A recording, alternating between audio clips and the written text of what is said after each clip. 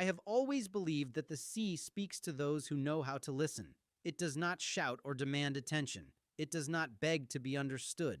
The sea whispers quietly enough that doubt can drown it out, quietly enough that only those who linger too long near its edge begin to notice that its voice is not imagination, but memory. We had been searching for nearly 6 months, grid by grid, coordinate by coordinate, dive after dive. Each descent carried us farther from the surface world and deeper into a realm where light becomes a fading rumor and pressure feels like a living organism pressing against your ribs, your skull, your thoughts. Down there, time behaves differently. Minutes stretch, sounds travel strangely. Even your own breathing no longer feels entirely like your own, as if the sea is borrowing it for a while and deciding whether to give it back. On paper, our mission was simple. Locate and document a 17th century ship rumored to have vanished along a forgotten trade route. The archival references were scattered but consistent. A heavily laden vessel, valuable cargo, religious artifacts collected from distant ports. No confirmed survivors. Gold was mentioned more than once. So were children, although only indirectly, hidden in margins and coded language common to that era. Ships disappeared all the time back then. The sea was generous with its dead. But the sea never keeps simple promises. On the morning we found the wreck, the water was unnaturally calm, not peaceful, wrong. The kind of stillness that makes your instincts itch, that feels staged, as if the ocean itself is holding its breath. The horizon looked painted in place. No wind, no birds. As I sealed myself into layers of rubber and metal, a tightness settled in my chest, sudden and inexplicable, like the quiet panic animals show just before a storm or an earthquake. Not today. The thought came uninvited, unformed yet clear enough to linger. I pushed it aside. Experience teaches you to trust instruments, not feelings. Depth gauges do not lie. Sonar does not imagine things. Fear, on the other hand, is endlessly creative. The first to see the wreck was Merrick. His voice crackled through the comms, excitement tangled with something else. Hesitation, maybe fear. Marek was not a fearful man. He had been diving longer than any of us, long enough to know the difference between danger and discomfort. When I descended further, my lights cut through the darkness and revealed a massive shadow resting on the seabed. The ship lay on its side like a fallen giant, its hull cracked but intact, wrapped in coral and centuries of growth. Marine life had claimed much of it, but not all. Some sections looked strangely untouched, preserved as if sealed away from time. A bronze emblem still clung to the bow, a lion with its jaws open in a silent snarl. Its eyes had been polished smooth by the water, giving it an expression that felt watchful rather than decorative. I reached out and touched it. My light flickered. For a brief moment, there was only darkness. And in that darkness, I felt it, the unmistakable sensation that the ship was breathing, not moving, not shifting, simply existing in a slow, deliberate rhythm, as if it were aware of us, as if it had been waiting. When the light returned, the feeling vanished. I told myself it was stress, fatigue, the mind filling in gaps where logic falters. Inside the hold, we found the first chest. It was untouched by decay. The wood was dark but solid, reinforced with iron bands that showed no rust. The lock resisted us longer than expected, then gave way with a sound that echoed far too loudly in the confined space. When we opened it, gold spilled its light into the water. Coins stacked neatly, jewelry tangled together, small idols etched with symbols none of us recognized. I remember thinking, absurdly, that the sea had been guarding this treasure, preserving it like a secret. Only later did I understand the truth. It had been containing it. Celebration followed us back to the surface. Laughter came too easily, too loudly, as if we were trying to convince ourselves that what we had found was real, that it was safe, that it belonged to us now. Even the captain of the support vessel stared at the recovered chest in silence, his expression unreadable, his hands lingering a moment too long on the lid before stepping away. The artifacts were pristine. No corrosion, no discoloration. Centuries underwater, yet untouched. That should have thrilled us. It should have validated every risk we had taken, every calculation, every dangerous descent. Instead, it unsettled me. That night, I woke with the certainty that someone was standing beside my bunk. I heard breathing, slow, wet, patient, the kind of breathing that suggests familiarity, ownership. When I sat up, heart racing, the space was empty. The floor beneath my feet was wet, not damp. Wet, as though seawater had pooled there moments before, and then quietly retreated. The following day, Marek broke his arm. He simply fell while walking across the deck. Later, we discovered the security footage of the incident was missing. Not corrupted, not damaged. Gone entirely, as if the moment itself had been erased. Lena began talking about her dreams. She described the ship as whole, sailing beneath a sky without stars, crowded with figures whose faces were smooth and empty where eyes should have been. She said they stood shoulder to shoulder in silence, staring toward the horizon, waiting for something that never arrived. I started hearing water where there was none, dripping, sloshing. The sound followed me into closed rooms, into the engine bay, into my sleep. Sometimes it came from inside the walls. Sometimes it seemed to come from inside my own head. When we opened the second chest, the mood shifted entirely. Inside were bones, small ones, arranged carefully, deliberately, as though someone had taken the time to honor them. At the bottom lay an amulet bearing the same symbol carved into the idols. When I picked it up, a chill passed straight through my glove and into my skin, sharp enough to make me gasp.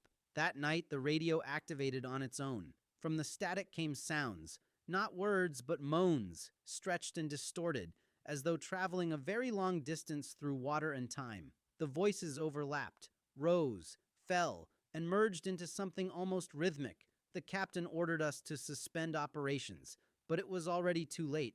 Something had come up with us. After the third night, no one truly slept. We drifted in shallow, broken fragments of rest, waking at the slightest sound, flinching at every creak of metal. I began keeping a journal, first out of habit, then out of fear. I needed proof that time was still moving forward. Clocks stopped without warning. Compasses disagreed with one another even when placed side by side. Instruments failed and then corrected themselves, as if reconsidering. Marek started speaking to someone who wasn't there. He insisted he could hear oars striking water beside the ship, slow and rhythmic. One night, I found him standing barefoot on deck, staring into the dark sea. "They're still out there," he said without looking at me. "Not all of them came back." We decided to return the artifacts. It wasn't science. It wasn't protocol. It was instinct. When the crane lifted the first chest, the cable snapped. The chest crashed onto the deck, bursting open. Coins rolled across the metal, clinking together in a sound that felt almost amused. That same hour, a storm formed without warning. Waves slammed into the hull with unnatural force. In the water, illuminated by lightning, I saw shapes moving against the current. Figures. Lena disappeared that night. No alarms, no witnesses. Only her notebook remained, soaked through, left beside the open chests. On the final page, written in shaking ink, "They want us to remember." That was when I understood. This wasn't a curse. It was a debt. The truth emerged slowly. The ship was not a merchant vessel. It was a floating prison, human cargo, children thrown into the sea as offerings during rituals meant to ensure safe passage. The idols were not decorations. They were restraints. As our understanding grew, reality around us began to warp. Doors closed on their own. Water pooled in corridors far from the hull. In reflections, I saw shapes standing behind me where no one was. Marek died on the 5th day. No struggle, no sound. His body was cold, as if it had been submerged for hours. A single coin rested on his chest. We tried to leave. The engines failed. Communication systems went silent. But at night, I heard chains dragging across the deck.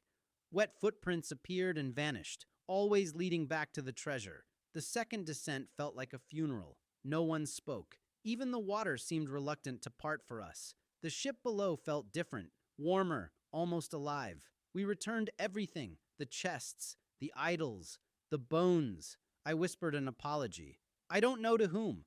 When we surfaced, the sea was calm, perfectly calm. Months passed. I left the crew, the water, the coast. Yet shadows followed me. Dreams returned, now with faces and voices. I felt the pull of the deep at the edge of every tide. Years passed. I learned to live with the hum of water in my mind. Sometimes I thought I saw the ship on the horizon, even in lakes, even in rivers.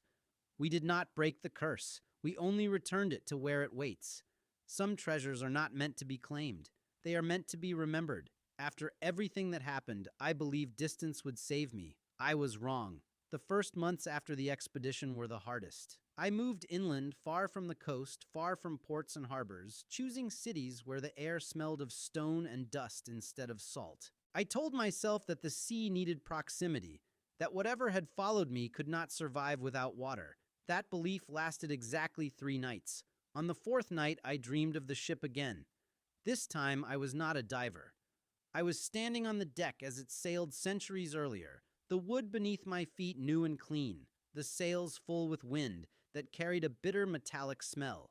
The crew moved around me, but none acknowledged my presence. Their faces were exhausted, hollowed by fear and obedience. Below deck, I heard crying.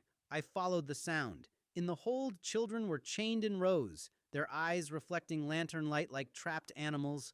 A priest stood among them, whispering prayers that sounded more like calculations than blessings.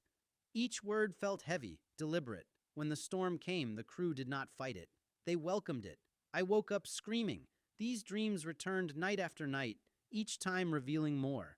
I saw the rituals performed at sea, the offerings thrown overboard to calm waters that demanded payment. I saw gold stacked not as wealth, but as apology. I understood then why the treasure had remained untouched by time. It was never meant to be spent. It was meant to weigh the ship down, to keep it from escaping its own history. The visions began bleeding into waking hours. I would catch reflections in windows that were not my own. I would hear footsteps behind me on dry pavement, wet and slow. Sometimes when I closed my eyes, I felt pressure on my wrists, gentle but firm, as if unseen hands were reminding me of something I had promised. I tried to write everything down. Pages filled quickly. Dates stopped making sense. The more I documented, the more the memories sharpened, as if the act of remembering was feeding something patient and vast. One evening, I received a letter. There was no return address. Inside was a single sheet of yellowed paper, brittle with age. It was a fragment from an old ship log, written in a hand I recognized from the archives. One line had been underlined in faded ink. "We carry the debt so the sea does not come ashore." I burned the letter that night. The ashes smelled of salt. Years passed. I grew older. My hair grayed. The world moved on. Ships continued to sail. Children laughed near fountains. Life, somehow, refused to stop. But the sea waited. Sometimes, standing near rivers or lakes, I would feel it. An immense presence pressing from below, listening. Water, I learned, does not forget its paths. Every drop remembers the ocean. On the anniversary of our final dive, I returned to the coast. I did not intend to enter the water. I only wanted to see it again, to confirm that it was still there, that it had not followed me completely. The sea was calm that evening, deceptively gentle. Waves rolled in slow, measured breaths. For a moment, I considered stepping forward. Then I heard it, a whisper, not from the water, but from within me. It did not ask. It did not threaten. It only reminded. I turned away. I still hear it sometimes, late at night, when the world is quiet enough. The sea speaks, and I listen, because I know now what happens when its voice is ignored. Some debts are not meant to be paid. They are meant to be carried.